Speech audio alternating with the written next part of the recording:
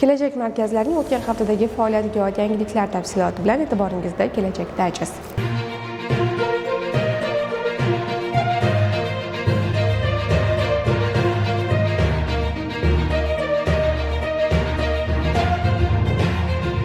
Maktabgacha va maktab ta'limi vaziri E'zoza Karimova Respublika Kelajak markazi hamda hududiy markazlar rahbarlari bilan uchrashuv o'tkazdi. Jarayonda Kelajak markazlari tomonidan yozgi mavsumda bolalarning bo'sh vaqtini mazmunli tashkil etish yo'nalishida amalga oshirilayotgan ishlar yuzasidan taqdimot qilindi. Shuningdek, uchrashuv davomida ta'til davrida bolalarning qiziqishlarini qo'llab-quvvatlash, ularni kasbga yo'naltirish borasidagi ishlar samaradorligini oshirish hamda yozgi oromgohlarga jalb etish yuzasidan mas'ullarga tegishli topshiriqlar berildi. Yana bir muhim tadbir 1-iyun Xalqaro bolalarni himoya qilish kuni munosabati bilan Respublika Kelajak markazi tomonidan Kichik yuraklar, katta orzular nomli xayriya tadbiri o'tkazildi.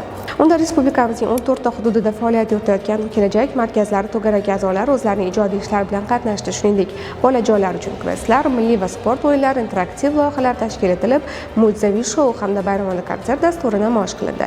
Xayriya tadbiri doirasida jami 24 million 850 ming so'm yig'ilib, ushbu mablag' murakkab teri kasalligi bilan kurashayotgan bolajonlarni qo'llab-quvvatlovchi Kapalak bolalar nodavlat notijorat tashkilotiga topshirildi. O'tgan haftaning yana bir asosiy voqealiklaridan biri respublikamiz bo'ylab 136 ta tuman shahar Kelajak markazi direktori lavozimi uchun tanlovning suhbat jarayoni start olgani bo'ldi. 3-iyun sanasidan boshlab Qoraqalpog'iston Respublikasi Toshkent, Shahar-Andijon, Farg'ona, Sirdaryo, Jizzax, Samarqand, Xorazm va Namangan viloyatlarida suhbat jarayonlari bo'lib o'tgan bo'lsa, qolgan hududlarda belgilangan jadvalga muvofiq munosiblarni saralash davom etmoqda. Respublikamiz bo'ylab hududiy kelajak markazlari tomonidan kelajak loyihalari, kasb va ta'lim yarmarkalari o'tkazilmoqda.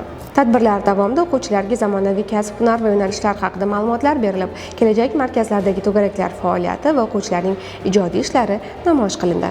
Toshkent shahar kelajak markazi tomonidan yoz kelajak bilan festival o'tkazildi. Unda ishtirok etgan 600 nafardan ortiq o'quvchi o'zlarining intellektual salohiyatlari, sport, san'at va madaniyat yo'nalishlaridagi iste'dod hamda mahoratlarini namoyish etdilar. Musobaqa va tanlovlarda yuqori natija ko'rsatib, sovrindor bo'lgan ishtirokchilar munosib taqdirlandi. Shuningdek, tadbirda faol qatnashgan o'quvchilarga ham esdalik sovg'alar topshirildi.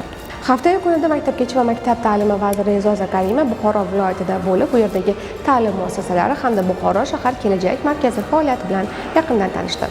Kelajak markazlari faoliyatiga oid muhim xabar va yangiliklarni ijtimoiy tarmoqlardagi rasmiy sahifalarimizda kuzatib boring. Kelajakka befarq bo'lmang.